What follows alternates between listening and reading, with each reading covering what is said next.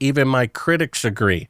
What we're about to see is the crew of Apollo 11 faking being halfway to the moon. And what a surprise, 55 years later, they still can't leave Earth orbit.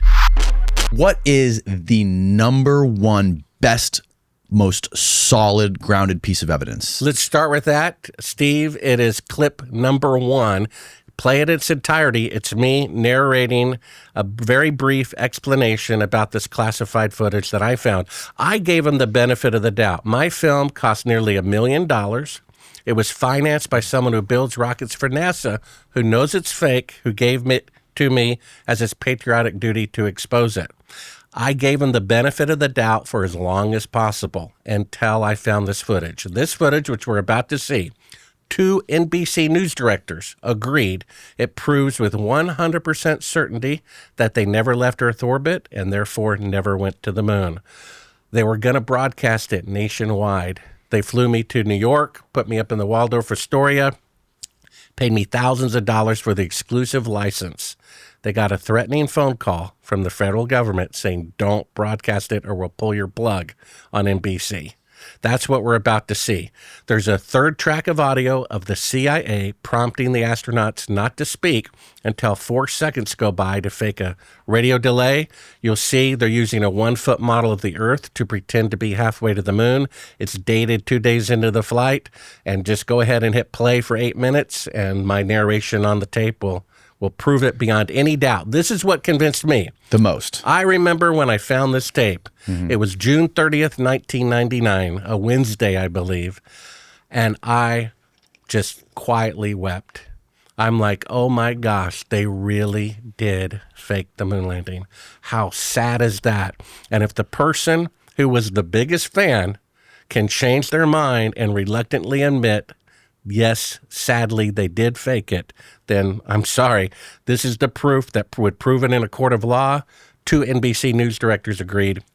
It proves they didn't go to the moon. That's why there's mannequins orbiting the moon. Go ahead and hit play. Go for it. So my critics say, hey, this film that I'm about to show you is widely available. It's not. It never appeared anywhere until my film came out. And what you'll hear is a third track of audio of the CIA prompting the astronauts not to speak until 4 seconds have gone by. Now, what this footage is, and I have an unedited reel of like an hour to an hour and a half of virtually the same shot over and over again. They're claiming that this is a little blue Earth, halfway to the moon looking back, when in fact, this is a circular window of the spacecraft outside of which is the Earth and low Earth orbit. Now, originally I said it's kind of part of the Earth out the window, which it does look like, but another cinematographer pointed out is what they did is they took a transparent photograph, like a slide or an X-ray that was color. They put it over the circular window. So it's a circular window and, of course, the circular Earth. And they've backlit it with Earthshine. Now, this is still the window. You can see the little, 2 to 3 inch indentation here, like on a ship, because it's a pressurized bulletproof window, I presume. And first of all, if they're halfway to the moon, there would be a radio delay. So it would take 2 seconds for the radio signal to go out, 2 seconds for them to come back. They're actually in Earth orbit. This is, you'll see clear proof in a second here why they're still in Earth orbit, or proof that they are. They can't leave Earth orbit for a number of reasons. They don't have enough fuel, they don't have radiation protection, and so forth. And by them faking being halfway to the moon proves they didn't go to the moon. Otherwise, they wouldn't be faking it, right? And it also proves that the limit is Earth orbit, because they can't even leave Earth orbit. And what a surprise. 50 years later, they still cannot leave Earth orbit. Isn't that interesting? So what we have here, I'm about to play, NASA's going to talk, and then there's going to be exactly a 4-second delay. Remember, a pretend 2 seconds out, halfway to the moon, a pretend 2 seconds back. Then you're going to hear the CIA whisper in Neil Armstrong's private channel earpiece, which on this unedited version we hear. Then you're going to hear crystal clear, no radio EQ like, the astronauts in orbit or NASA. with a little muffled walkie-talkie type sound. No, this person is where the tape's being recorded. It's crystal clear. He's prompting them to say talk. Oh, Apollo 11, Houston, Goldstone says that the TV looks great. Over.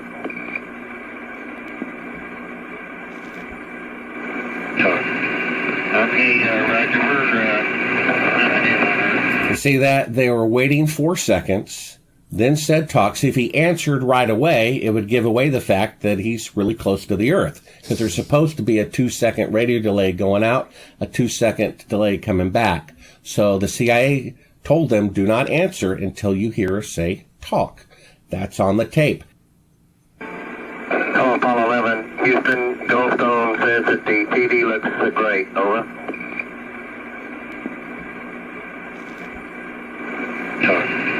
Okay, Roger.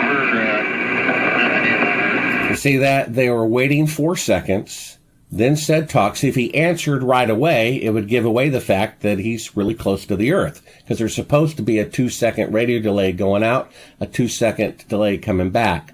So the CIA told them, do not answer until you hear us say talk. That's on the tape. Oh, Apollo 11, Houston, Goldstone says that the TV looks great. Over.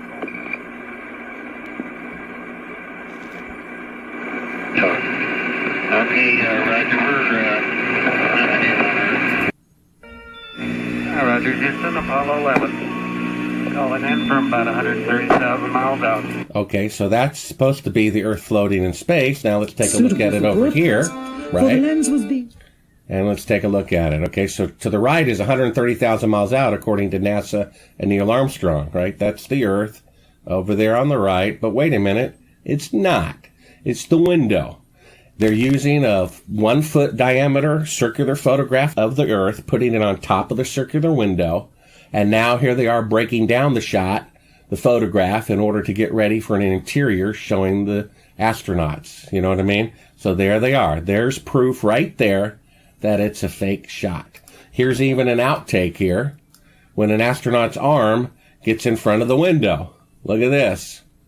Oh my goodness. So if that's really the Earth floating in space, that must be the arm of God going right in front of it.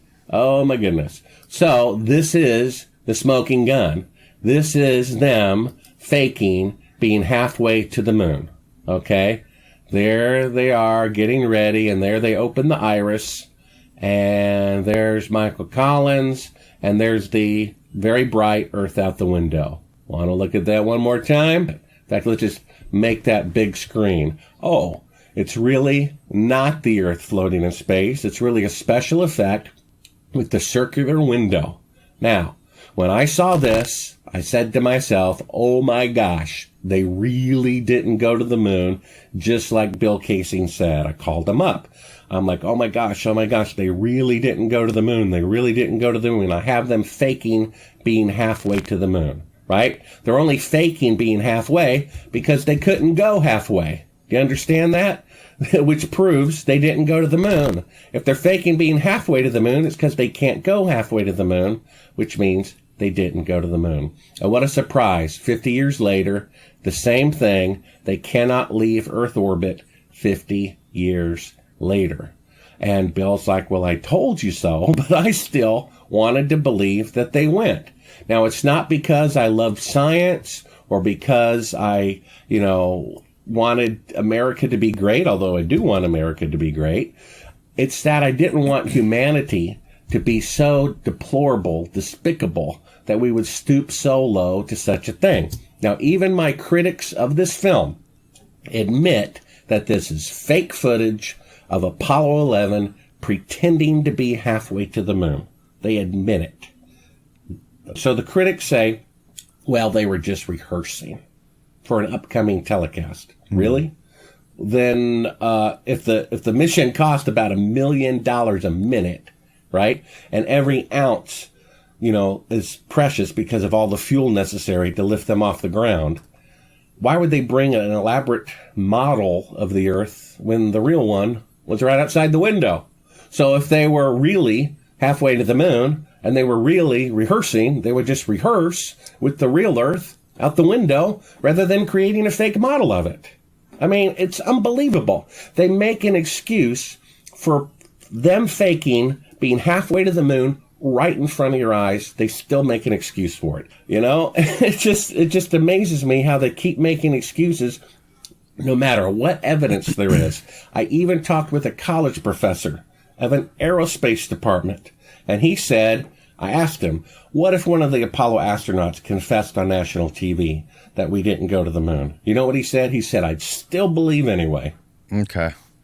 So the idea is they pulled the camera all the way back into the back of the space capsule they were in, and there was a little round window at the far end, and it was supposed to they turned all the lights off inside, and they opened up the aperture so that it would look like the blackness inside of the cabin they were in was outer space.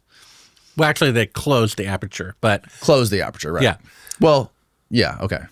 Right. They didn't want it to be exposed for the inside of the spaceship, so they only Correct. wanted to be exposed for the outside. Because like right now, if we shine a camera out the window, exposed for the inside, the outside would be blown out and completely right. So they white. closed the aperture to darken the walls of the spacecraft. They talked about turning out all the lights, blocking the windows, all of which they talk about because they thought these conversations would be edited out. For the part that they broadcast, again, this is on the homepage of Sibrel.com, they said there's only one window that faces the Earth, and it's filled up with the TV camera. Because if that were really the Earth floating in space, the lens would have to be right against that circular window. But in fact, it's at the back of the spacecraft with the lights off, and you can see they're using a very clever special effect. Had I only saw the first few seconds that they broadcast to the public, I doubt if I would have figured it out. That's why it says do not show to the public at the beginning of the reel. Where did you get that reel? Well, someone at NASA gave it to us. According to Bill Casing, a whistleblower at NASA gave it to us. And that's what convinced me. That's what convinced two NBC News directors. So a whistleblower at NASA gave it to Bill Casing? Well, they sent it to me. And what was on the label and on the tape were completely different things. When you pop it in, it says do not show to the public. All the footage from NASA was pre-edited. In fact, there's only like maybe 15 pictures of an astronaut on the surface of the alleged moon in the first mission. Sorry, go ahead. And there's 0 pictures of Neil Armstrong, Right. first man to walk on the moon. He didn't want his picture taken, right? And there's no unedited footage. Everything was pre-edited except this. This is up to an hour of them doing that special effects shot over and over again. The lights come up, and they're using, as you just saw, a 1-foot model of the Earth to pretend that the Earth is floating in space, to pretend that they're halfway to the moon. So you're saying they used a transparency that they taped to the window or something? Yeah, they also insert a little crescent piece of black material into the window to make it look like the Terminator line between night and day. Is there any evidence of that transparency thing, though? Well, you just saw them fiddling around with the window. On the right-hand side, if you want to cue it back up again, Steve, he says for the part that was broadcast, this is Neil Armstrong calling in from 130,000 miles out, meaning that little Earth with the black around it is supposed to be the Earth floating in space. He just said it was. He lied. We put them side by side. The lights come up, and it's a 1-foot model of the Earth. They just got caught faking being halfway to the moon from Earth orbit. It's dated 2 days into the flight. They can't walk on the moon the next day when they're still in Earth orbit 2 days into the flight, you see? And what a surprise. 50 years later, they still cannot leave Earth orbit. That's why there's mannequins orbiting the moon, because of the radiation. That's another clip we'll show of a NASA engineer saying the technology necessary to go to the moon has not been invented yet. Let's look at the next picture. Pull up that still. If you want to look at, like you said, the most condemning evidence, bring up the shadow one. We just showed them faking being halfway to the moon, right? That other guy's footage may look more real. It doesn't matter. So we have them faking being halfway to the moon. We just showed it right in front of your eyes. The lights come up. It's a 1-foot model of the Earth, which means they're faking being halfway to the moon, which means they can't go halfway, which means they didn't go. Over on the left, you can prove the moon landing fraud with one simple photograph. You can make that full screen if you want. These are the way shadows should appear outside. Go ahead and make that image larger if you can, Steve. Steve, on the top left, there you go. Okay, so this is a picture I took in sunlight. You can do this yourself. Go outside in your front yard, your parking lot at lunchtime at work on a cloudless day. Look at 2 trees, 2 telephone poles, 2 people. The sun is 1 million times bigger than the Earth in volume, 93 million miles away. It's going to cast shadows in the same direction over the entire Earth or moon. It's scientifically and mathematically impossible for shadows lit by sunlight to intersect. They always run parallel. Over on the right is the alleged last mission to the moon, where an astronaut shadow is going at 12 o'clock and a rock only 5 feet away. The shadow is going at 9 o'clock. Well, the shadow from the bigger rock is even more interesting.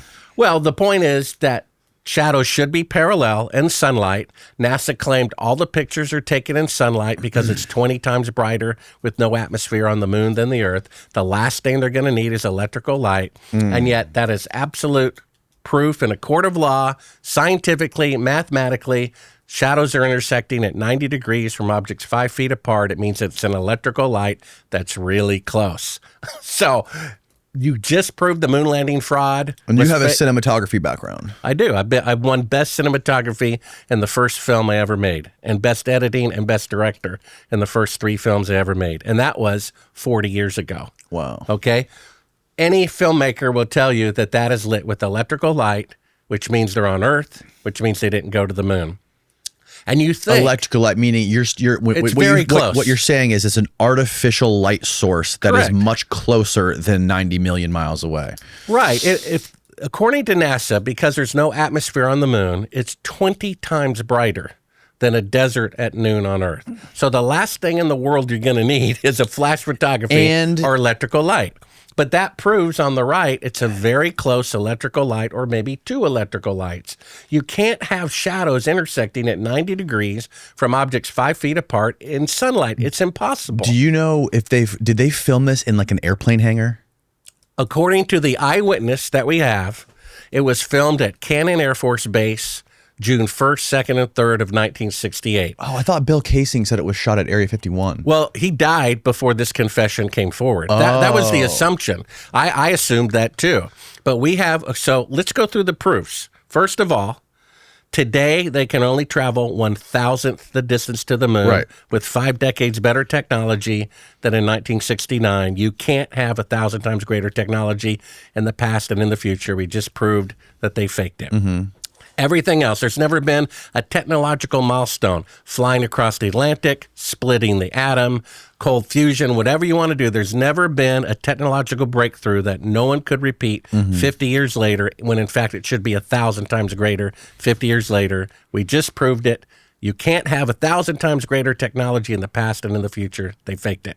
Then we have shadows intersecting at 90 degrees from objects 5 feet apart. That's an electrical light. We just proved it again that they didn't go to the moon. We showed it a moment ago. On the right, the little blue Earth, they claimed it's halfway to the moon. On the left, lights come up. It's a 1-foot model. We proved it a third time. And then we have an eyewitness. Right? If I said I saw you commit the murder, I'd say that's pretty condemning evidence. And if I said it as I was dying, a court considers that twice as powerful. If you want to show the picture, Cyrus Eugene Akers, please, Steve. Yeah, hang on. I want to stay on this for a second. Okay. What is the pushback you get for the shadows? What is their explanation? I've never heard pushback on it. Steve, what do you think about the shadows? Steve has a background in cinematography. Oh, you're going to drag me into this. Okay. Steve, can you... I am a cinematographer. I'm a commercial cinematographer. I've not won any awards. I've just won a lot of money. I would say, I mean, if you look at this photo, okay, so I would say that it is, well, you know what? I actually did some test shots. I didn't show Danny this, but because it's a single source here, and this is a single source, or at least this is supposed to be a single source, right? It could be 2 sources. You have one and one here. It's easy enough to test. So I did this when I was on, I wouldn't say vacation, but we had a birthday. And so I took a photo, and this is the sun directly behind me, and you can see, this shadow is going straight up like that, and this one is kind of at an angle. And then over here, you got kind of the same thing going on. Well, that one, you and the pole are kind of going the same direction, right? Yeah, and what camera did you take that with? Was it your cell phone or what? So this is my personal camera. Why is this? It's not freaking working, man. Yeah, I mean, what camera did you take the picture with? It's not switching? It's not switching. It's a... Oh, it's frozen. Oh, it's frozen? Oh, no. Oh, shoot the whole The CIA. Yeah, the CIA. Yeah, what you need to do, Steve, they're hacking into the mainframe. is show us a picture you took in sunlight from objects 5 feet apart that intersect at 90 degrees. Then I'll say the moon missions are real. Because the one on the left is parallel shadows as it should be, and the one on the right is intersecting shadows because it's an electrical light that's really close. Right. It also has to do with the type of camera you use. So if you use a cell phone, that's a wide-angle lens, and that may distort the angle of the shadows. The cell phones have they all have like 3 different lengths now. What they used was a 50 millimeter lens that was somewhat telephoto. Okay. And so... All right, full screen this, Steve, so we can see it. All right, so... What kind of lens was this? This is... So, because they had a Hasselblad, and I just looked online to kind of... I'm not trying to debunk it, but I was trying to match the lens. And so, yes, they have a 50 millimeter, but then there was one resource said that there was like a 25 to like 80. And so the equivalent for my camera would be an 8 millimeter. I don't have an 8, I have a 12. And so this is not going to be as wide, right? So this is like this is one shot right here. This is a 12 millimeter? This is a 12 millimeter. Okay. Yeah, okay, so these objects are... Well, this is way wider than 50. Yeah, so these objects... But on my camera, because I have a cropped sensor, the equivalent, the equivalent is the same.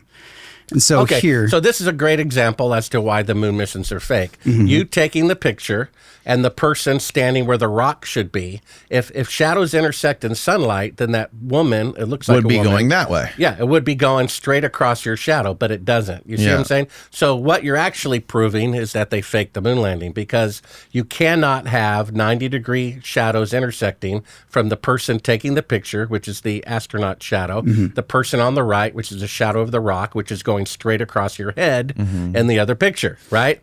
So, and then what you need to do is go replicate shadows intersecting at 90 degrees with 1 or 2 electrical lights. Do you have any other photos? I did that. I have a bunch of flashes. And so I did the same thing. So you can see like the shadows here. So which one's fake, right? Well, that one's at nighttime, isn't it? This is at night, but so it looks a lot more like a moon landing shot, right? So you can see like the angles are exactly the same. This is real sun, and this is fake light right behind me. Right, but you still haven't showed them intersecting at 90 degrees in sunlight. Well, so to put a second source there, I threw a flash. So I removed my source and put one at 90 degrees to push the shadow here. And when you combine them... Yeah, there you go. So well, basically, you're that's what you have in the moon photo, basically. Right. So you use two light sources to do those shadows, correct? Correct. So that means there's a problem here because you have 2 shadows. This rock is casting 2 shadows. It's casting 2 shadows from the first light and the second light. Right, but the shadows that we're talking about, the 90-degree difference, this picture was taken with 2 light sources. Well, NASA claims they were taken with 1 light source, the sun. Steve, if we were on a film set, could we flag off that second shadow behind the trash can? Dude, you were reading my mind. Holy crap! So I did flag it off. Oh.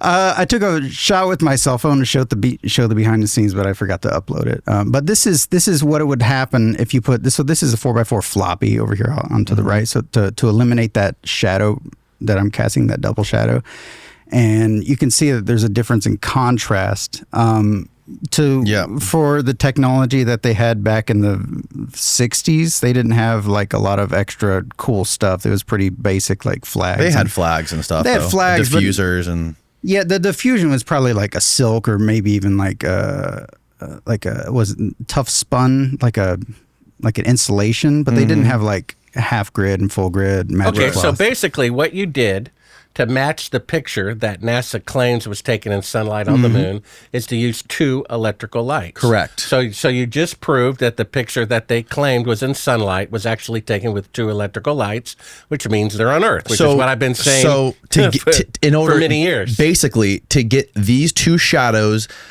intersecting in the way they are, one going straight, one going to the left, you cannot reproduce that with one single light source. Not with the sunlight.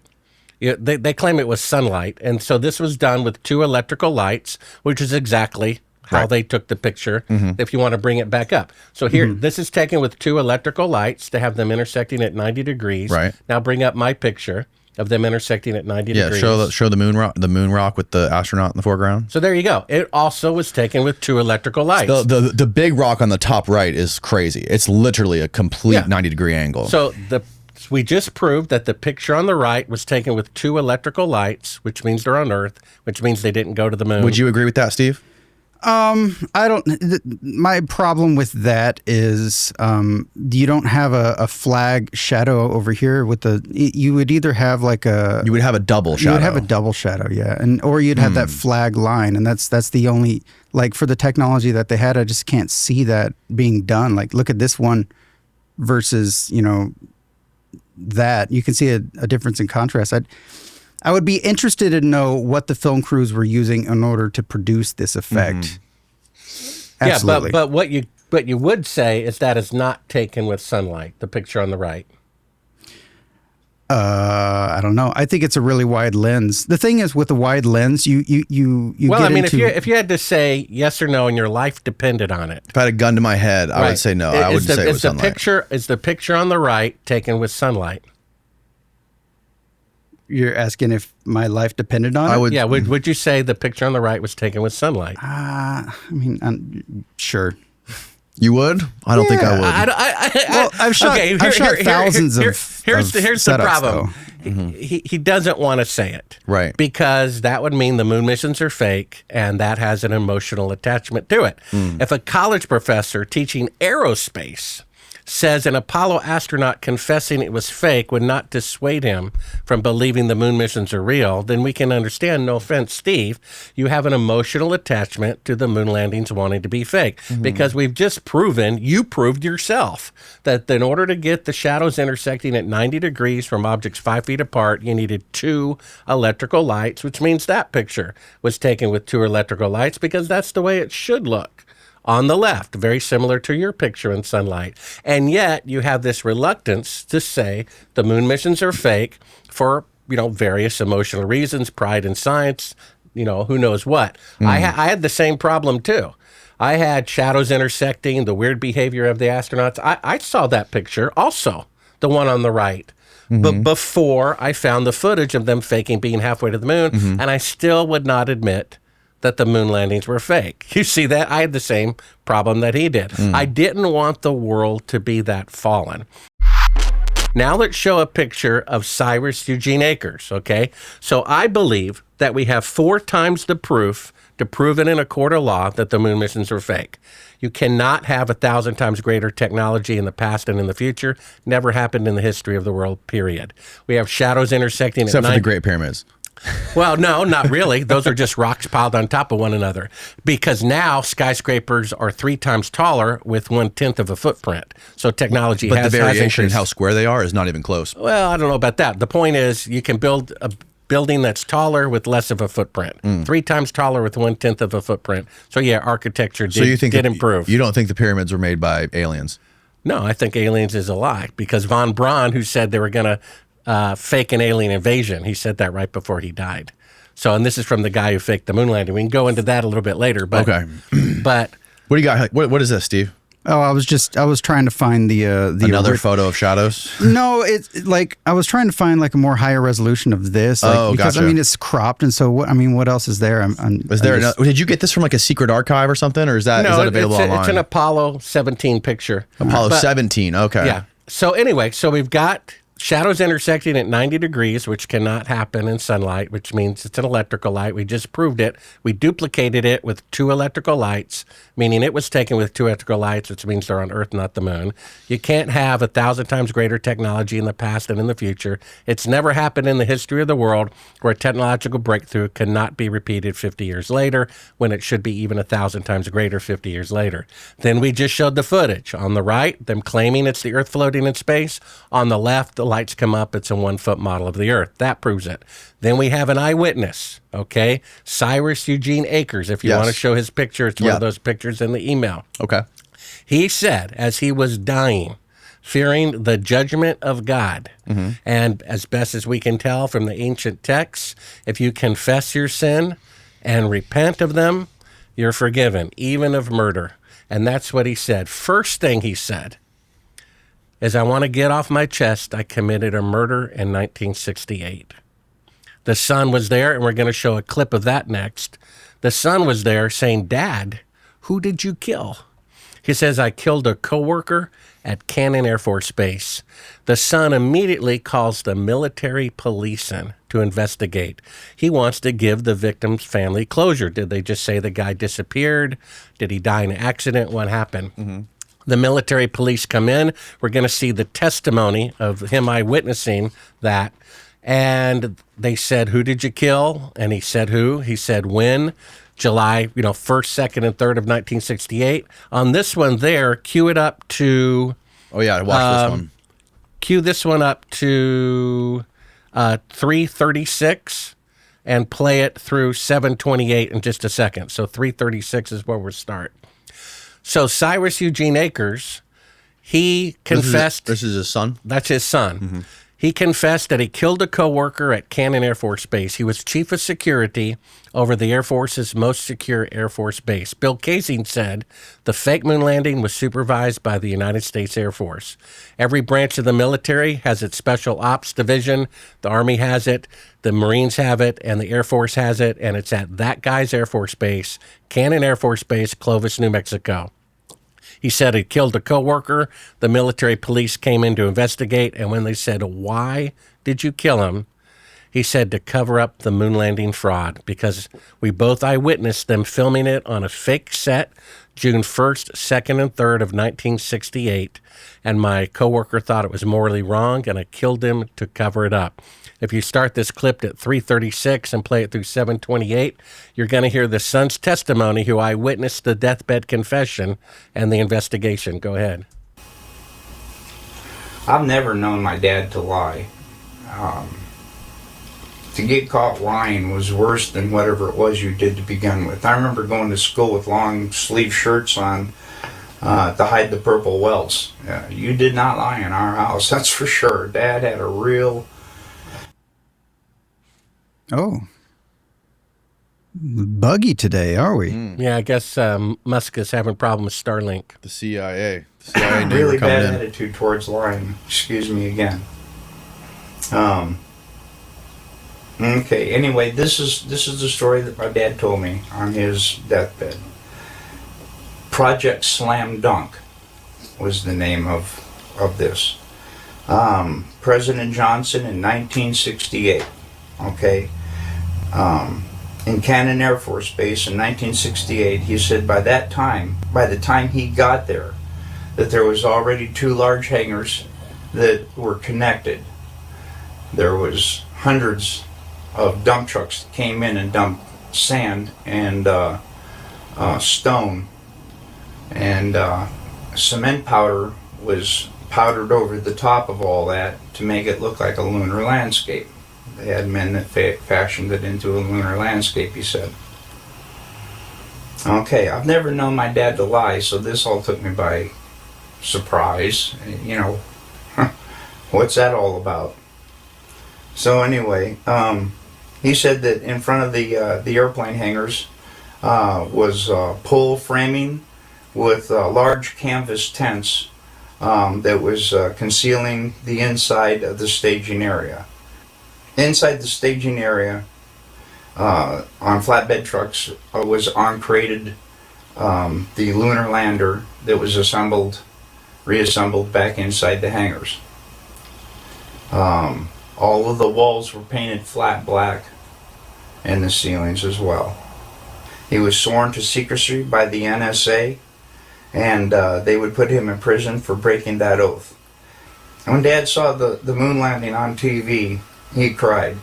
He said he knew that what he had witnessed on TV was exactly what they recorded in that hangar. There was no reason for them to go flying around and everything. They had detailed high-definition photos of the landing area. There was no reason for them to go flying around to a different landing area that almost exhausted their fuel, except for drama, because everything had gone so smoothly. Nothing, so it had to be something. Anyway, Dad was one of 3 guards that guarded the inside of the front entrance. There was a list of 15 people who could enter. No one else was allowed by order of President Johnson. And here is that list. And I gave it to Bart Sibrel as well. And he checked out a lot of these names, and he says he can verify a lot of these people and what they do. And I come across a couple myself.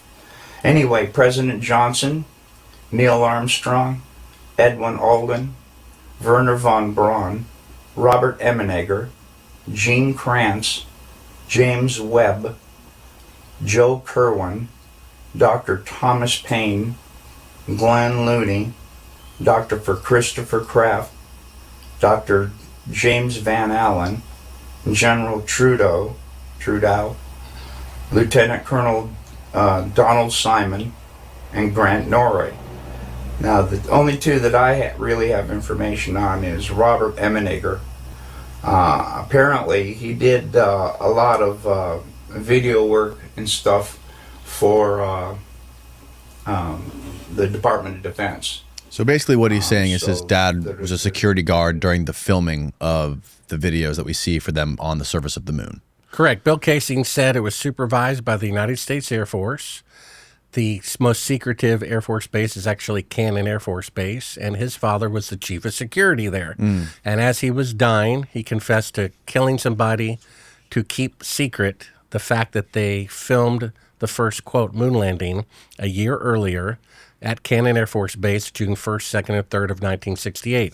President Johnson showed up the first day of filming. According to his own minutes, he was 1 hour flight away on holiday.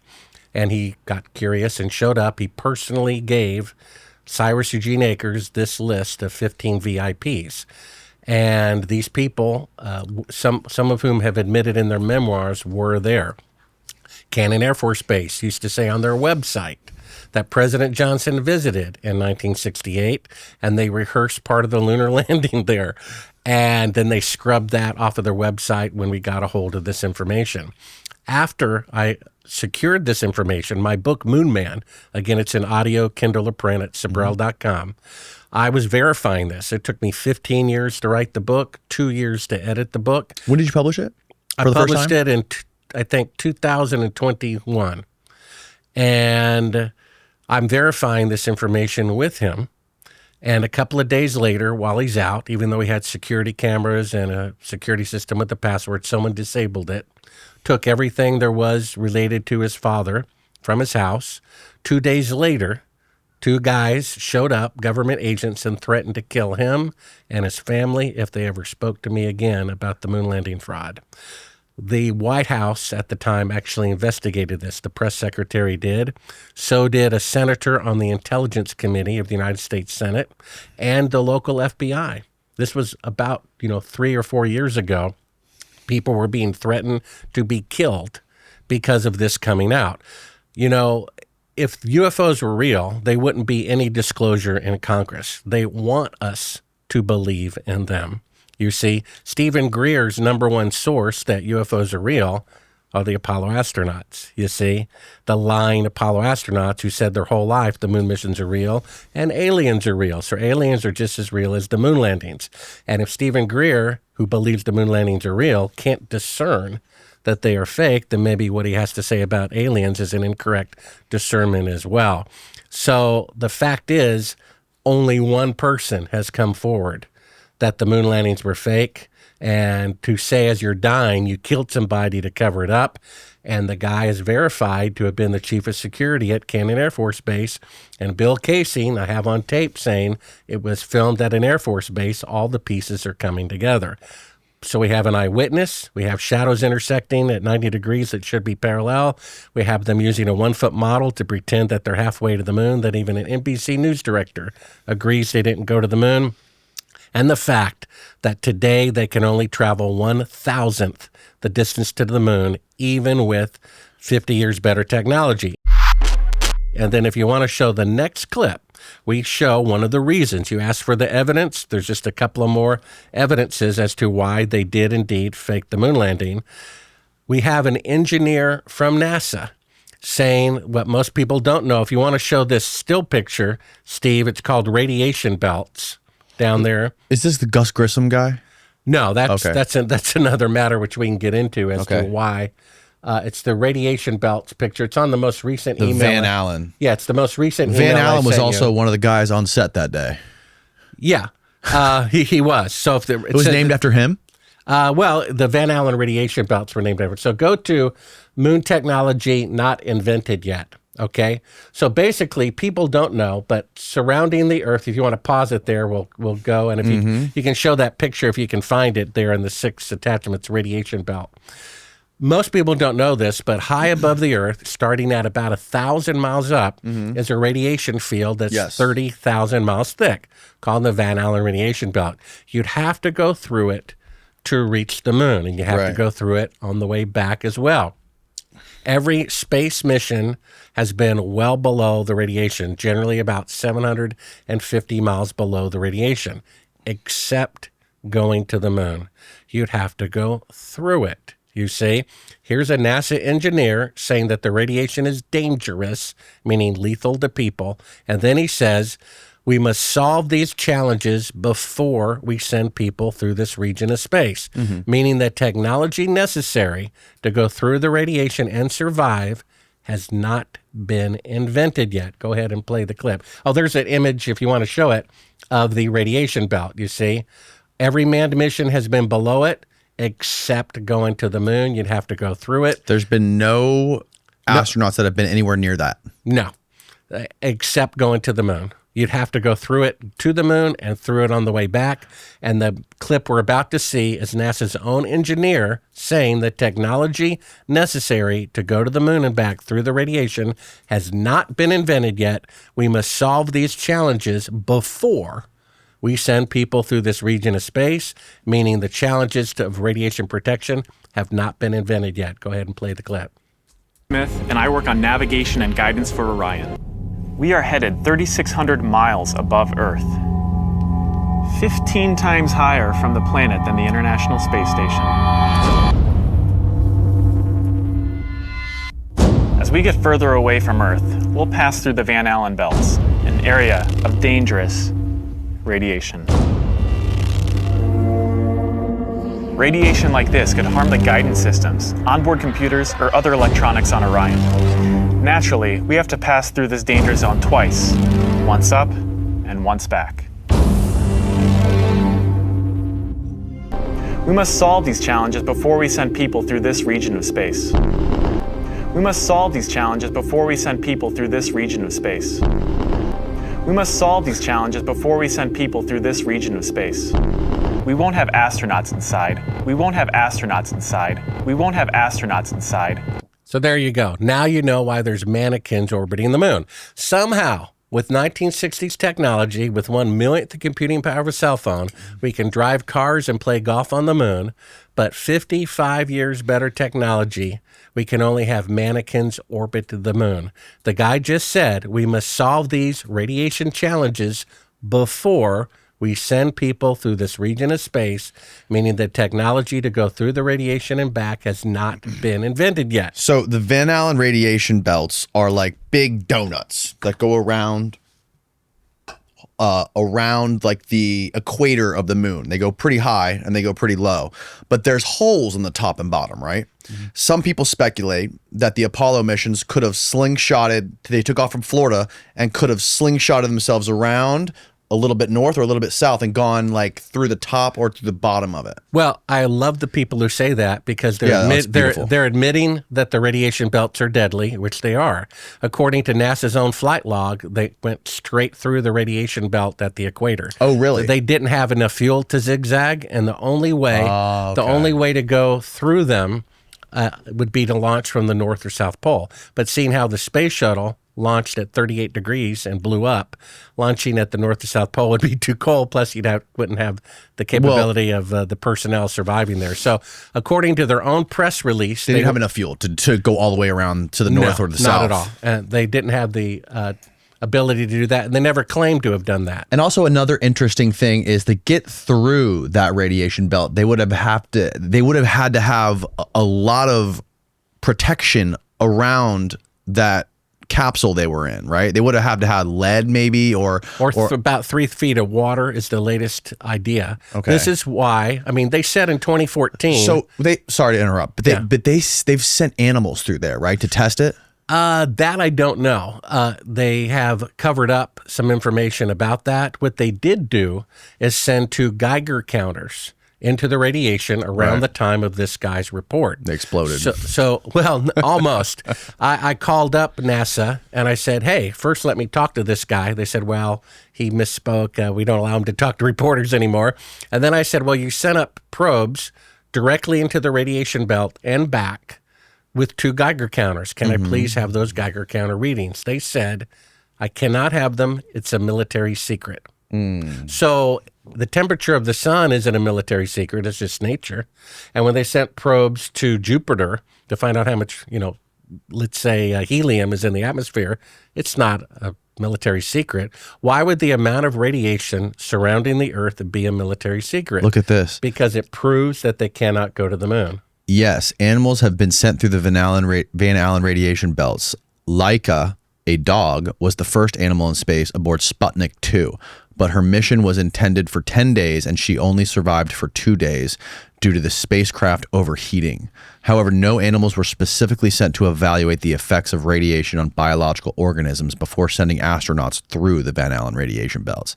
Instead, NASA designed the Apollo missions to minimize exposure by sending aircraft through the narrowest part of the belts at the poles and ensuring the trajectories avoided the densest regions of the belts. Well, that's them contradicting themselves. It's contradicting the NASA flight logs, you're saying. Yeah, because that's why they launch at Florida, to be near the equator. And they claim they use gravitational effect to simply loop around. There was no additional fuel to zigzag through the belts. Their own printouts that they gave to the press corps show them going right through the belts. This would be an interesting experiment. That's why the guy said the technology to go through them hasn't been invented yet. Look at the next article. Go to this article here. It says, article says modern technology cannot go to the moon. It talks about the radiation right here. What's keeping us from Mars? If you want to bring up that link, okay? So I'll read it here. You can enlarge it if you want. Published in 2009, does that say? Yeah. It says, cosmic rays are so dangerous and so poorly understood that people are unlikely to get to Mars or even back to the moon until better ways are found to protect astronauts, experts said Monday. So right now, today, with 55 years better technology, they do not have the technology to protect astronauts from radiation. Zoom in a little bit, Steve, so I can read that a little bit better. Down below that, I'm just punching so I can see the whole line. One of the big issues is that they have really cut funding for biology issues. You want the first part, right after Washington. Cosmic rays are so dangerous and so poorly understood that people are unlikely to go to Mars, to get to Mars, or even back to the moon until better ways are found to protect astronauts from the radiation. So they're saying right there, the technology does not exist today to send astronauts to the moon. Right. You see? It's right there out What in the does open. Elon say about this? Well, Elon said the Apollo projects are a technological and historical anomaly. We're talking about Elon was saying that he would need 9 fuel stops to get to the moon. Correct. First, he said it's a historical and technological anomaly, meaning out of place according to a logical progression of technology. And then he said with a taller rocket than the Saturn V, he's going to take at least minimum 8 fuel trips to go to the moon. And Can you find out where he said that, Steve? Well, yeah, and then we're actually going to show a NASA scientist saying it may take even more than that. Okay. So first of all, let's listen to this clip. So basically, Kelly Smith misspoke, got in trouble. He said the technology to go through the radiation has not been invented yet. We must solve these challenges before we send people through this region of space. They claim they looped around the equator through the belts. They're trying to make up for it now. So there it is right there. Go to the headline. What does the headline say? Yeah. Elon Musk says it could take 8 Starship launches to fuel up a single moon trip. And this is with a rocket that's slightly taller than the Saturn V. He's going to say it's going to take 8 of them.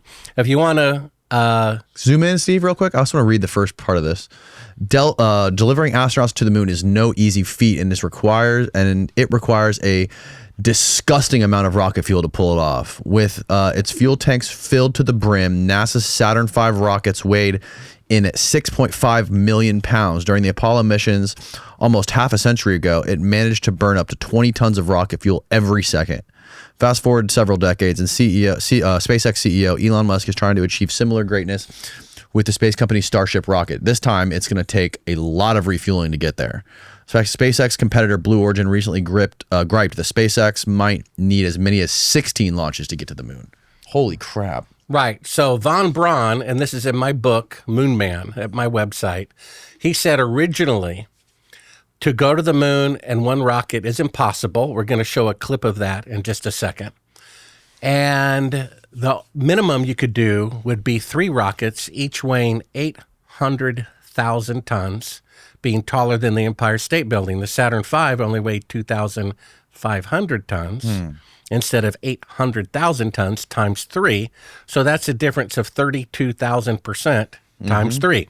Take a look at this clip. Just like Kelly Smith misspoke and accidentally told the truth, the technology to go to the moon through the radiation belts has not been invented yet. Here's an astronaut saying the best we can do with 50 years better technology is orbit the Earth, and we hope to go to the moon eventually. We'll take a listen. Right now, we only can fly in Earth orbit. That's the farthest that we can go. And this new system that we're building is going to allow us to go beyond and hopefully take humans into the solar system to explore. So the moon, Mars, asteroids, there's a lot of destinations that we could go to, and we're building these building block components in order to allow us to do that eventually. Yeah, he just said they hope to go to the moon eventually. Now take a look at this clip from Von Braun himself saying the largest rocket that you can build can only achieve Earth orbit, and that's exactly what Elon Musk said. It's going to take 8 trips. Take a listen. Here to reveal a plan for a trip around the moon is the chief of the guided missile development at the United States Army's Redstone Arsenal, Dr. Werner von Braun. A voyage around the moon must be made in 2 phases. A rocket ship taking off from the Earth's surface will use almost all the fuel it can carry just to attain a speed great enough to balance the pull of gravity. Unpowered, it will then keep circling the Earth in an orbit outside of the atmosphere. This is the first phase. However, if we can refuel the ship in this orbit with fuel brought up by cargo rocket ships, it can set out on the second phase, the trip around the moon and back. So each one of those 9 rockets Elon's talking about would have to be full of fuel in order to have enough fuel to leave Earth orbit and go to the moon. But so just to make sure I'm following, the first one would be able to get with full of fuel, would be able to get into orbit. That's it. The next one would have to go, I'm assuming would be able to go the same distance, fuel the one up in orbit. At least 8. At least 8 trips of fuel. So after it fuels it up again, I guess they can hit the blasters and go even farther. But then you have to send another one up twice as far to fuel it up again, right?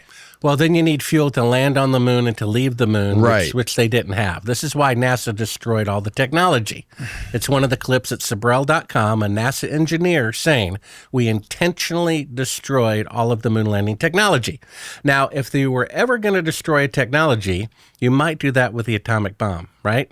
We used it to end the war, but let's not do that again. Sure. And yet just 10 years later, atomic bombs are 1,000 times more powerful. You see? So if they really went to the moon, the last thing they would do would be to destroy all the technology. Right. They destroyed the technology. They destroyed the telemetry data where the rocket really was. They destroyed all of the original videotapes, which you would never do if you really went, but that's exactly what you would do if you were faking it. So that's actually incidental proof that they faked it as well. Now look at this. And who specifically said that it was all destroyed? That's a clip. If you want to go to Sibrel.com, Moonman video links, look for the one NASA admits they destroyed the technology. His name is Don Pettit. And how much did it cost to put the... In today's dollars, $250 billion. $250 billion. Yeah, so you can imagine, would Bill Gates spend $250 billion making the first AI?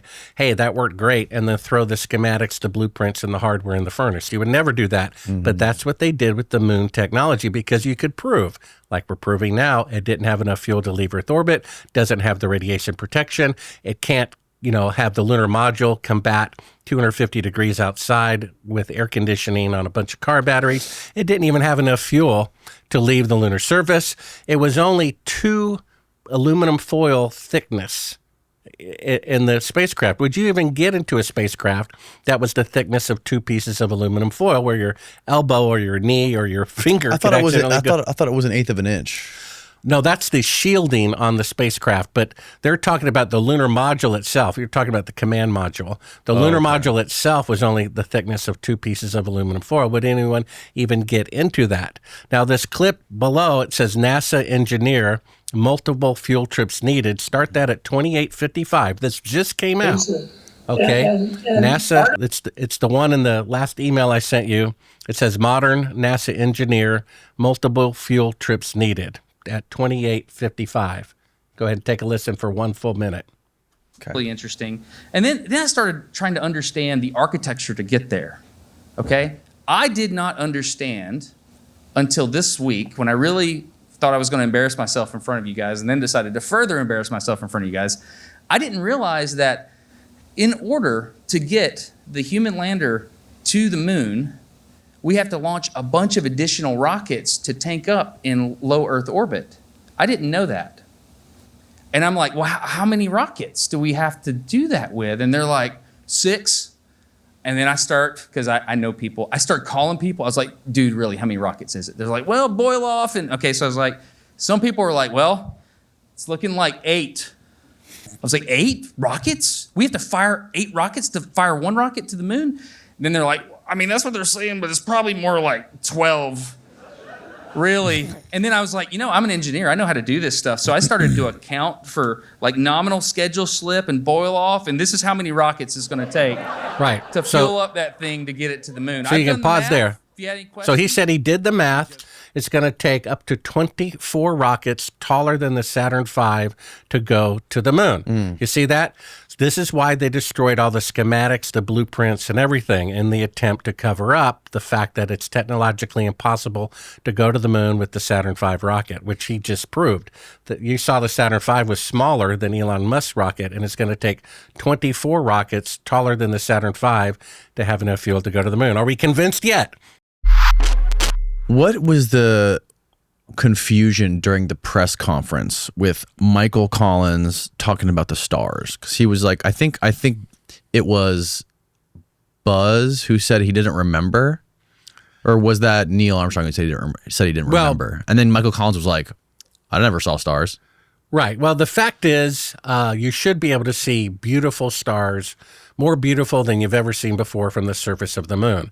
But they couldn't fake the astrological position of the constellations, so they were told don't talk about it.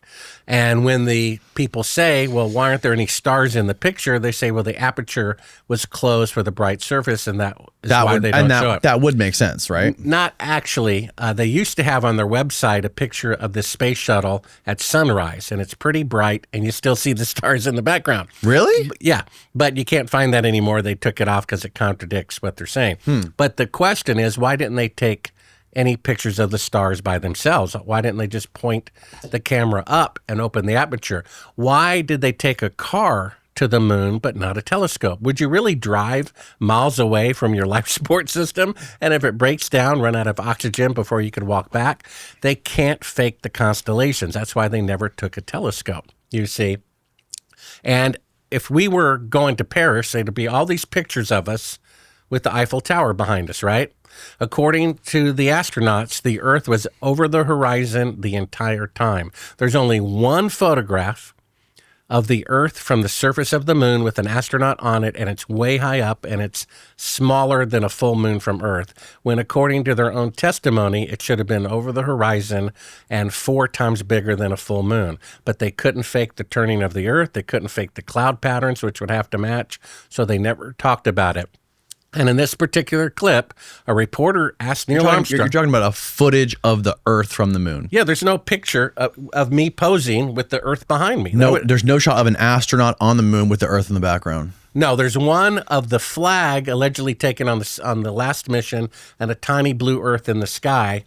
And of course, it's smaller than it would be, and it was supposed to be over the horizon. That's a reenactment. That's actually a composite, not a real picture. That would be the actual size of the Earth, right, from the moon. Yeah, it would be huge. Yeah, it'd be and massive. everyone would want their picture taken in front of it, right? It'd be essentially 4 times bigger than the full moon looks from here. Correct. But they couldn't fake the rotation of the Earth. They couldn't fake the cloud pattern that would match the weather, at the time. So they just didn't talk about it. And when a reporter asked Neil Armstrong about what was the stars like, was that incredibly beautiful? He says, I don't remember. And then Michael Collins, who wasn't supposed to have been walking on the moon with him, right? He was supposed to be orbiting while they walked. He says, to help him out, I don't remember seeing any. But he wasn't there.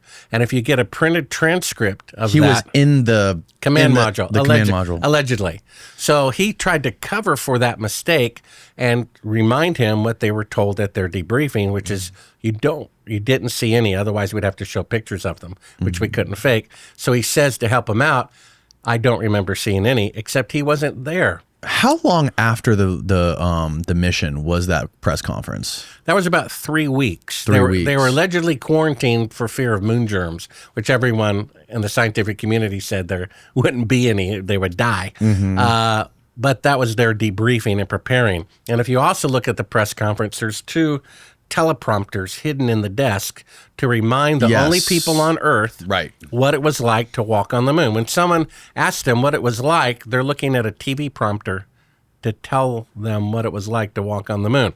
And then if you get the written transcript of it, which was the only thing available for decades before YouTube, they say that Michael Collins' remark, who said, I don't remember seeing any, they say Buzz Aldrin said that because they knew he misspoke. Right. Did you have any trouble publishing your book or ever getting any of this stuff out? Did you have any pushback from like book publishers or from video publishers or anything like this? No, they can't really take down my YouTube channel because that would just prove that I was right. But for example, the punch footage, which was my footage, my tape, my camera guy. The punch footage? The punch, me being punched by Buzz Aldrin. Oh, yeah. The famous viral video. Right. Okay. So I'm the guy who says we didn't go to the moon. And of course, they have to put a description underneath to reassure people that we really went. Right. I have about, I think, 70,000 subscribers. And that clip has been up on my channel for about 7 years, and it has less than 500,000 views. On another person's channel who has less than 200 subscribers, because he thinks we really went to the moon and is making fun of me, it got 2 million views in 30 days. You understand that? Really? 200 subscribers, my video gets 2 million views in 30 days on his channel. That's $4,000 or more of ad revenue off of my clip because He says they went to the moon. I have 70,000 subscribers. It's been up for 7 years and has less than 500,000 views. So they're shadow banning it or whatever you want to call it. Sure. Now, when I found the footage of them faking being halfway to the moon, that day that I found it, which was June 30th, 1999, when I called up Bill Casing, super excited. Oh, we really didn't go to the moon. You're not going to believe this. He's like, well, Bart, I told you. I worked there for 6 years. I told you we didn't go. I'm like, no, you don't understand. They really did fake it. It's like, well, Bart, I told you. It took me so long to finally admit it. That phone call was interrupted with this screech so that I couldn't talk to him. And as you saw from the book in the chapter called The Funny Thing Happened on the Way to CNN, right. I was literally followed from church that night. They disabled my car as I pulled up alongside of someone following me to get a look at them. My car just died. A military source I have says they zapped it with what do you call it, EMP weapon or whatever. I'm literally being chased on foot by 3 other cars. I hire a cab to drive me with the secret footage to CNN, where I'm surrounded by government agents. Atlanta, Georgia. And they drug me to the point of vomiting with what I presume is truth serum. I escaped their custody. I made my way back to Nashville. And I told the NBC News director I got him because I peed in a cup. And I said, I'm going to prove I was illegally abducted and illegally drugged by the federal government. And so I gave it to a friend to put in a lab in his name. And after we met for lunch a few days later, I said, well, what are the lab results? I'm going to prove I was drugged by this exotic drug. He says, well, there was a problem at the lab. And I'm like, well, what problem? He says, well, they had a break-in over the weekend. And I'm like, well, so what? He says, well, funny thing, the only thing stolen was your urine sample. And so they sent CIA agents actually into the lab over the weekend to remove my urine sample to prove that I had been drugged and interrogated with truth serum when they wanted to know how many copies of the tape I had and all this kind of thing. Why do you think they let you go? Why didn't they just whack you? Well, I escaped. And you have to get my book. Like I said, I read it, Kindle or print. I go into great detail that's not in the movie, how 2 good guy government agents literally were sent to protect me. And so you somehow ended up in a mental hospital. That's right, because as they were illegally arresting me and drugging me, a lawyer from the back alley of CNN came out, and I saw his sign said lawyer. I'm like, hey, I'm being illegally arrested here. And he gets out his notepad, and the government agents are freaking out that now they have to deal with him. And so if a person is arrested, they have to go before... Did they read you any rights or anything? Well, if you're arrested, you have to go before a judge within 48 hours. You can never be charged again. You have the right to an attorney, right to a phone call, right to all these things. But if you're arrested for being crazy, and mind you, during the last 3-year little episode of You Know What, doctors were being arrested for being crazy in Europe for saying maybe something's awry here, maybe certain medicine isn't good for you, then you don't have any rights. And instead of being able to lock you up for 2 days, they can lock you up for 10 days. You don't have a right to a lawyer. You don't have a right to a phone call. And so that's what they tried to do. And in the process of this is when I escaped and where I met 2 government agents who were there to protect me. All of this is detailed. It would make a feature film of itself in my chapter, A Funny Thing Happened on the Way to CNN and A Funny Thing Happened on the Way to Church, where the day I found footage that proves, according to the NBC News director, that the moon missions were fake, I was abducted by government agents, given truth serum to the point of vomiting. And if it weren't for a lawyer stepping out serendipitously during this illegal arrest, I may not be here today to tell you about this, and that good guy government agents were sent in to protect me. All of this is detailed in my book at Sibrel.com. And these guys visited you in the mental hospital? That's correct. And they didn't tell you anything about where they were, who they were, where they were from? They gave me a couple of clues because basically when I was first abducted, they probably were just going to kill me and throw me on some train track and claim the train killed me. But the lawyer walked out. But the lawyer walked out, so they took me and put me in a mental ward. I was told I was going to be there for 10 days. And this was a pretty modern, mental hospital or whatever in Atlanta. And so they had a courtesy phone. So I have all these numbers memorized in case of an emergency, how to dial long distance. So I'm calling the news director at NBC, the executive producer of the Moon film. And while I'm on the phone, I hear drilling on the other side of the wall. Zzz, they're literally trying to pull out this. CIA agents dressed as phone company guys. And then simultaneously, I get a tap on the shoulder saying you're being immediately transferred. And I'm like, whoa, whoa, whoa. Mm-hmm. This nurse who I trusted, she said I was going to be here for 10 days. So I went to her and I said, who made this decision to transfer me immediately? She says, some new doctor. Today is his first day. So they sent in phone company guys to literally yank the wire out of the phone that I was using to call the executive producer, the news director of NBC, and they sent in someone posing as a doctor to have me, transferred to a literal prison for the mentally insane. And it was during all of these adventures that two guys came in the middle of the night, and they said, Mr. Sibrel, we want to talk to you. And I'm like, I'm all ears. But they said, not in your room. A mental patient there had left an electronic device in my room. I pointed it out to one of the male nurses there. He removed it. And so they took me in the middle of the night, 1:30 in the morning, to, I think, the employee cafeteria. They were wearing hospital scrubs, like nurse scrubs. But the place was so modern, knowing there actually were hospital scrubs, they wore their street clothes. So they guessed wrong. You see, they weren't from that place, but they tried to look like they were, and they made a mistake on their wardrobe choices, right? Mm-hmm. And they were genuinely concerned for my well-being. They said things like, Mr. Sibrel, we're all rooting for you. You're doing good. Hang in there. And I'm thinking, that's kind of weird. And they asked me, what medicine did they have me on? And then I'm thinking, well, if you work here, wouldn't you know what medicine you have me on? They took my blood pressure. They were generally concerned for me. One of them had on a watch, and it said United States Marines. I think they were with what's called the MCIA, Marine Corps Intelligence Activity Department. They were sent in to protect me. I think there's literally good guys and bad guys doing an under-the-radar civil war. 3,000 architects and engineers say a pinhole airplane can't bring down a skyscraper. Just look at Oklahoma City bombing, half the building blown away, right? Mm-hmm. Somebody has access to direct energy weapons or explosives who are bad guys in the government. There are good guys in the government trying to counter them. There were bad guys who faked the moon landing, threatened my source and his family with death for telling me his father saw them fake the moon landing. And there were good guys who were sent in to protect them. Some from the FBI, some from the United States Senate Intelligence Committee. Same with me. I found proof that we didn't go to the moon. I'm getting advice from my church elders what to do. I'm literally followed from church. I get behind the guy following me, pull up alongside of him. I'm zapped. I'm literally being chased on foot.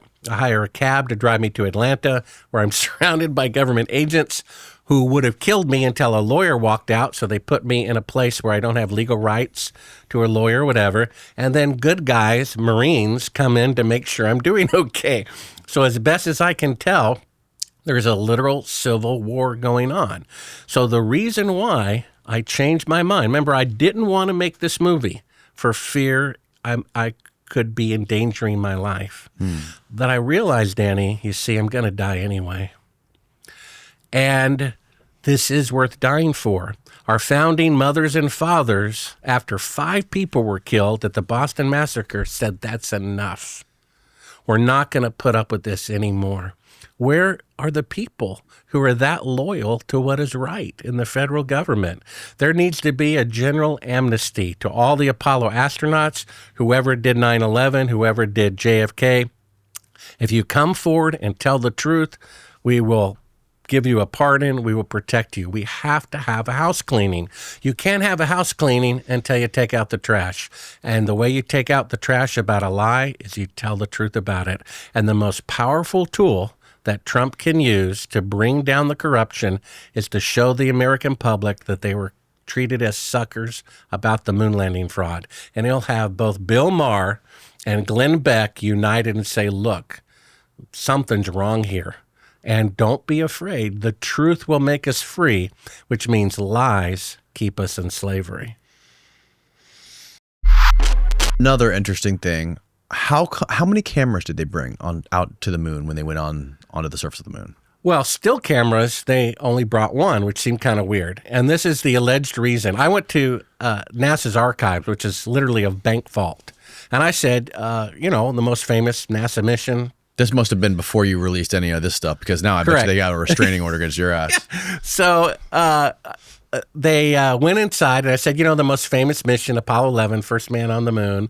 Can you show me a picture of Neil Armstrong, standing on the surface? There's 0 pictures. Still photos. Correct. This is why he doesn't give interviews unless the president asks him to.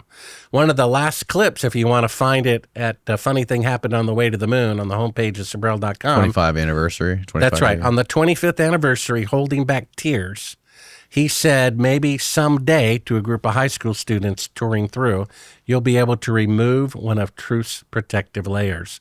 So if I were going to the moon for the very first time and there's micrometeorites and radiation and 500-degree difference between light and shadow, I'd have a camera on both astronauts. But yeah, he didn't want his picture taken. He didn't want to give any interviews. And the same with Michael Collins. That's one of the craziest things about this. You are like a superstar for humanity if you're the first human being to ever step foot on another planet, right? Like, and he looks like the fact that you don't do any interviews other than the press conference right after and the 25th year anniversary. And at the press conference, he looks like he's at the funeral of his mother. Yes. You see, because he didn't want to lie.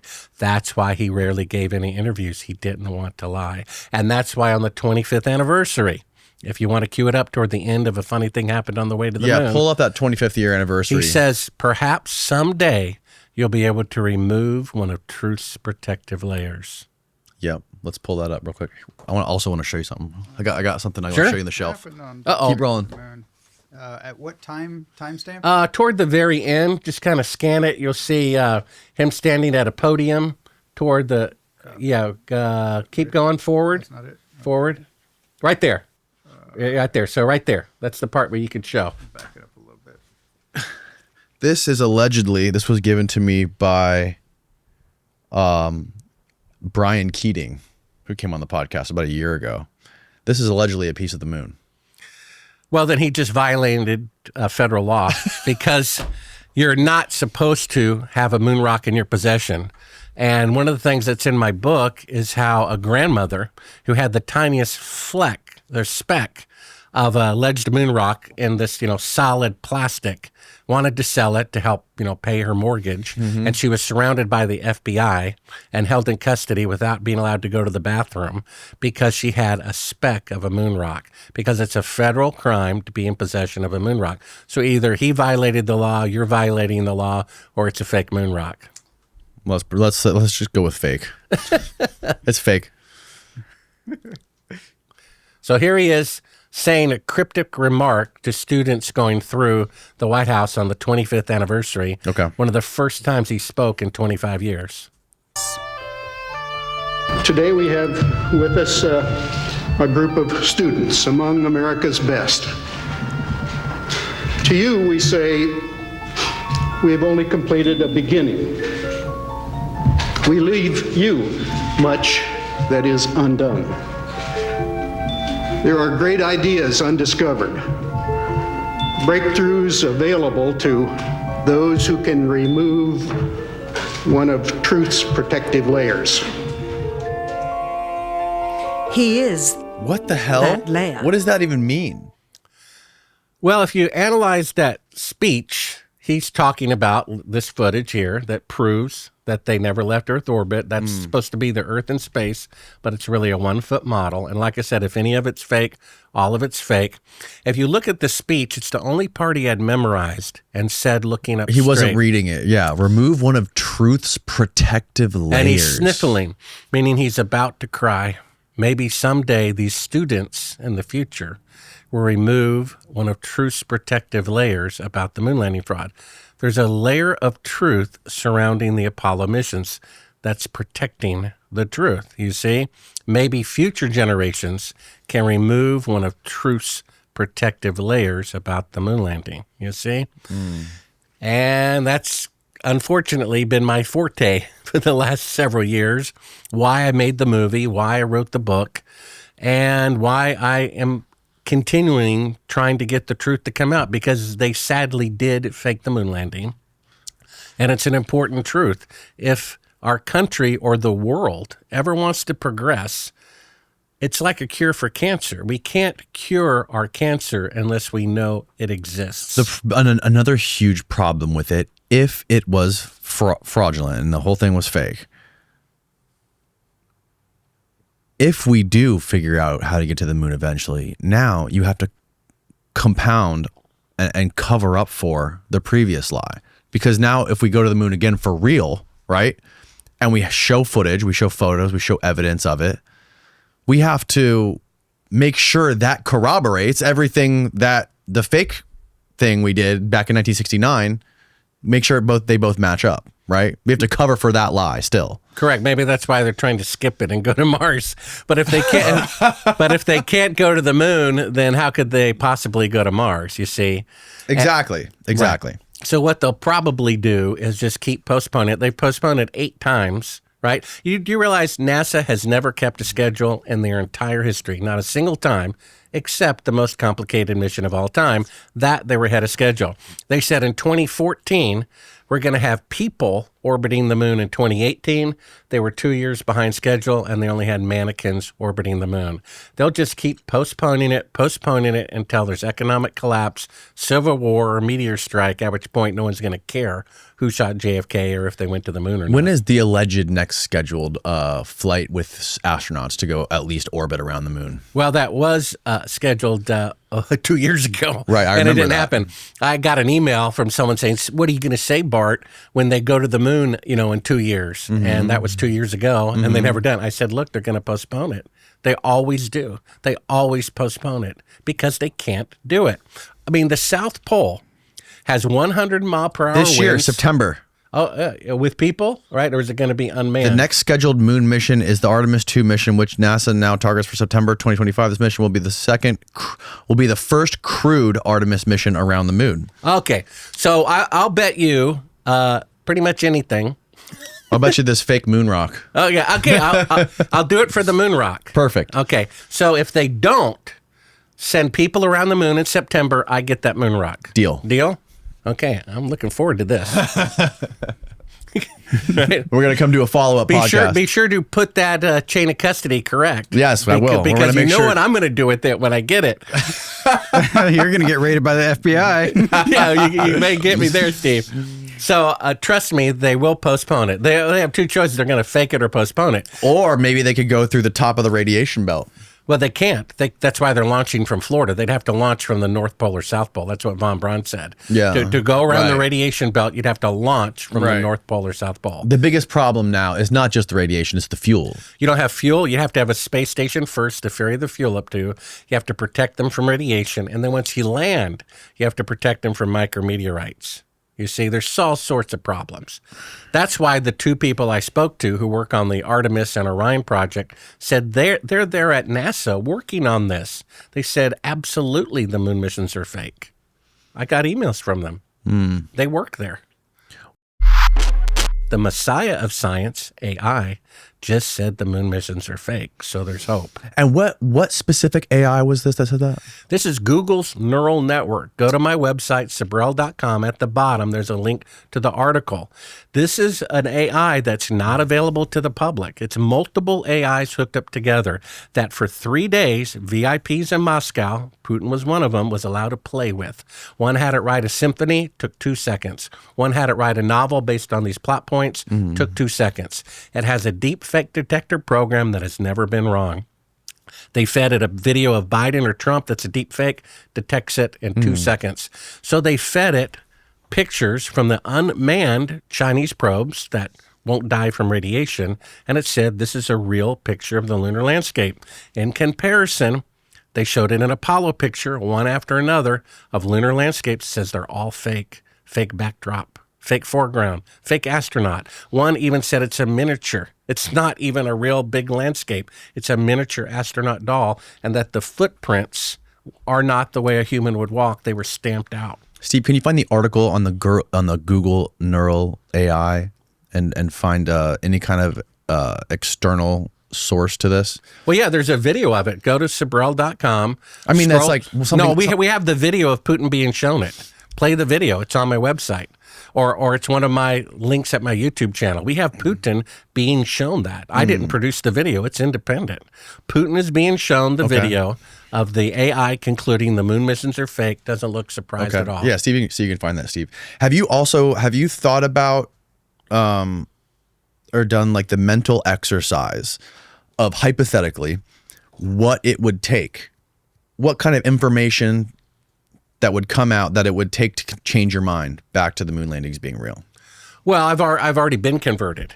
No, I mean to be converted back. Do you know what it would take to convert you back to believing that the moon landing did actually happen? Well, I don't know why Apollo 11 is still in Earth orbit 2 days after the launch when they're supposed to be walking the next day and the moon travel is supposed to be 3 days away. You don't want to go by Google's. This isn't Google. This is Brave browser.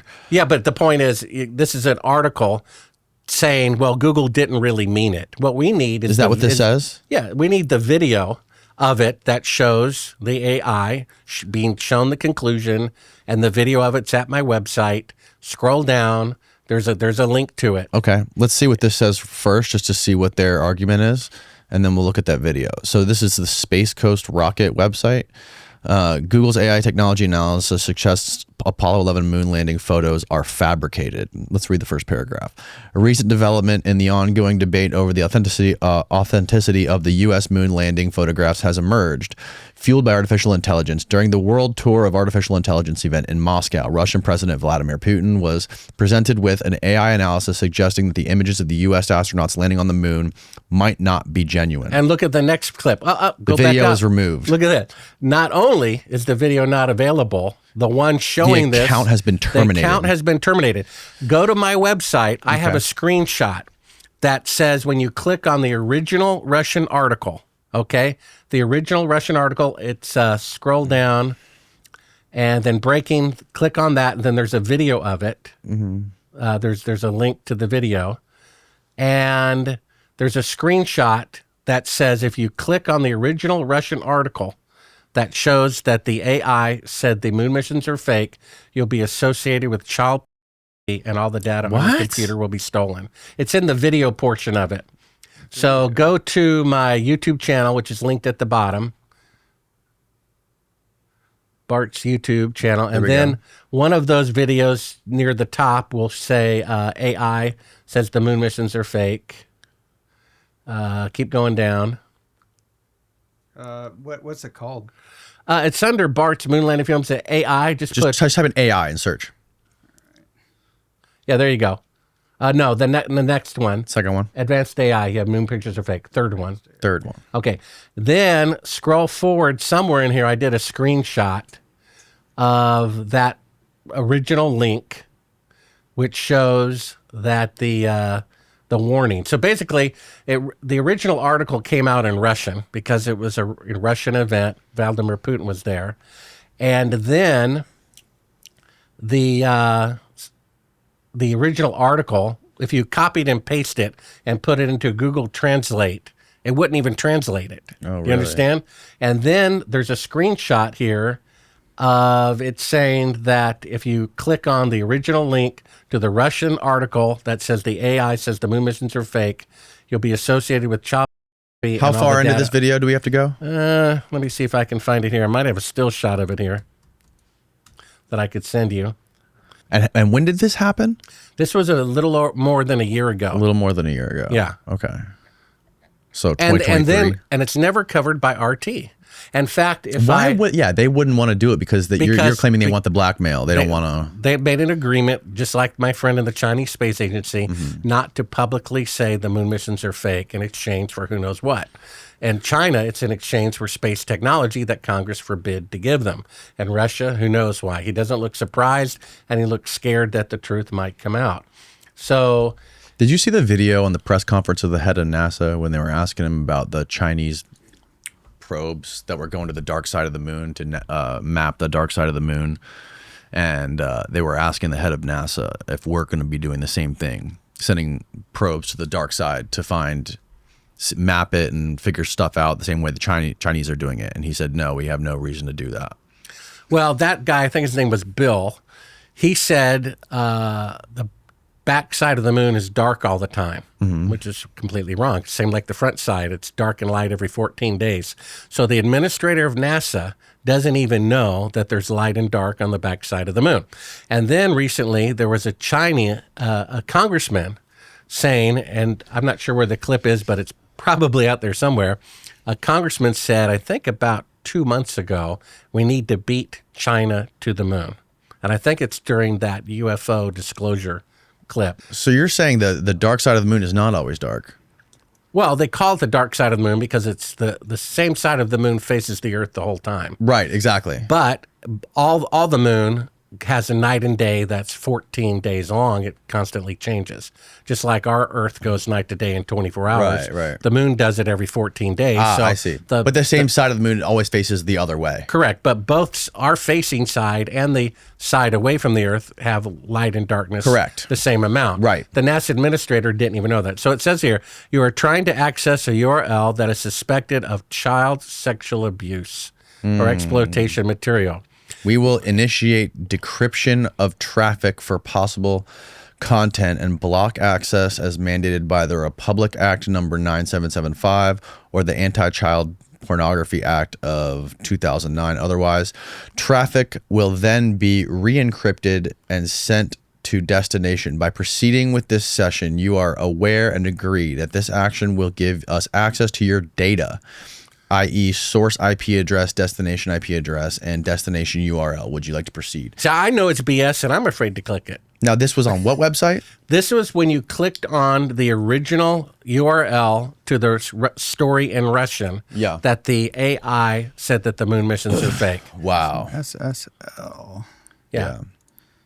So that's what it says. It says, don't go to the article that says the AI is fake. Wow. On RT, I've left comments. I leave about 1 or 2 comments a year on RT. And after this came out, I went to an article that was about AI, some AI story on RT. And I left just a little comment. What about the story about the AI with Putin there declaring that the moon missions are fake? The comment was removed every single time. So they won't even allow a comment there. You see? Yeah. So according to my source in the Chinese Space Agency, everyone knows the moon missions are fake. They teach it in school that the moon missions are fake, but they're blackmailing NASA. You see? So the Chinese government never officially said the moon missions are real. The Russian government never said they were real. But they're also not saying they're fake in exchange for blackmail. In the case of China, for technology that Congress forbid them to receive according to congressional law, so the CIA is breaking the law, and who knows what Russia is blackmailing us for. Didn't Nixon visit Russia and China around that time? Didn't he give wheat sales to the mortal enemy Russia below cost? Didn't he suck up to the Chinese leader also during the Apollo program? See, I think they found out, and they're blackmailing us, which is a much better use of the information than just blurting it out. I interviewed the widow of the man who was going to be the first man to walk on the moon, Virgil Grissom. He was the most beloved of all the astronauts. I interviewed his widow for 4 hours. It's her opinion, not mine, with 100% certainty that he was murdered by the CIA for not cooperating with fraud in the Apollo program. She told me so.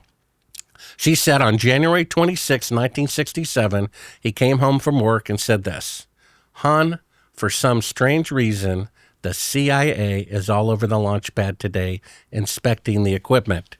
I've been here 3 years," he said. "They've never been here before. Why did they show up today?" The very next day, he's dead from faulty equipment.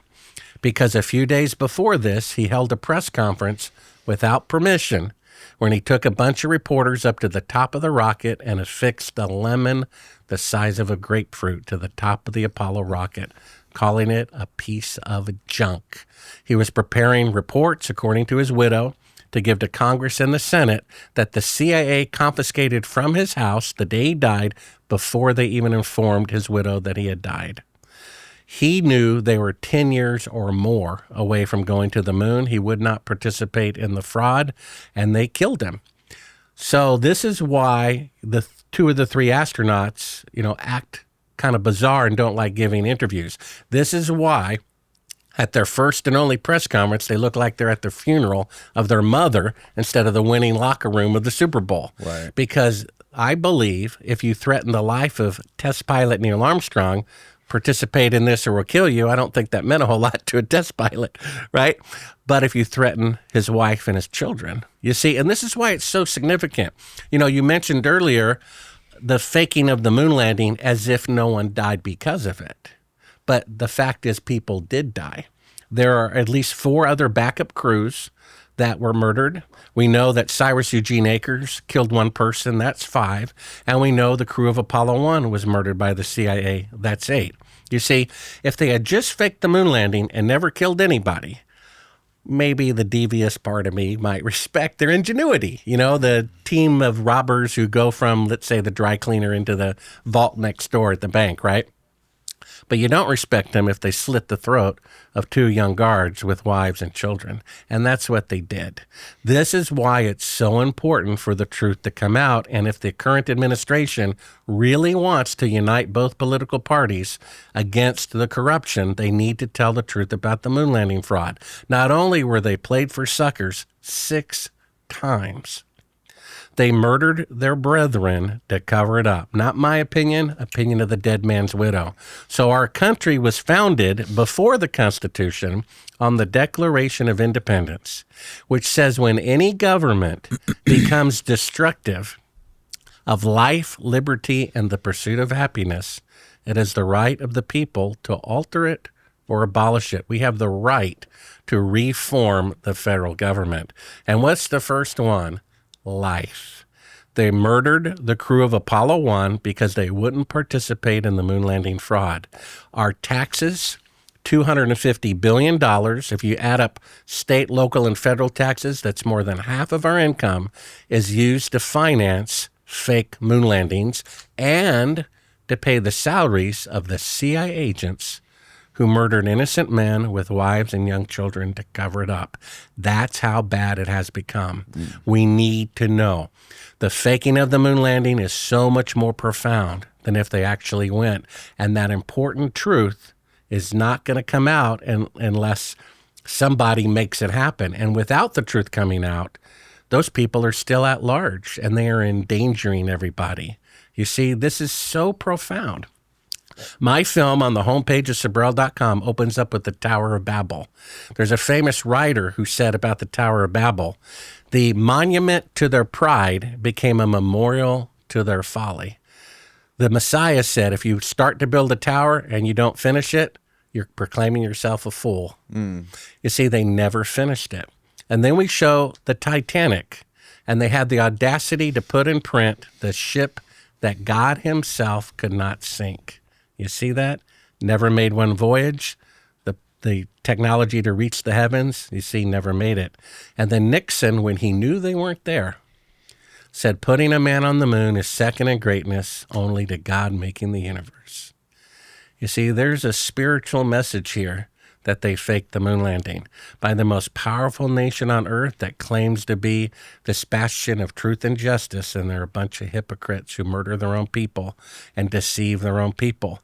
And the fact that people are defending it, you see, because it's a sweet, pleasant lie, that makes it all the more insidious and all the more important for the truth to come out.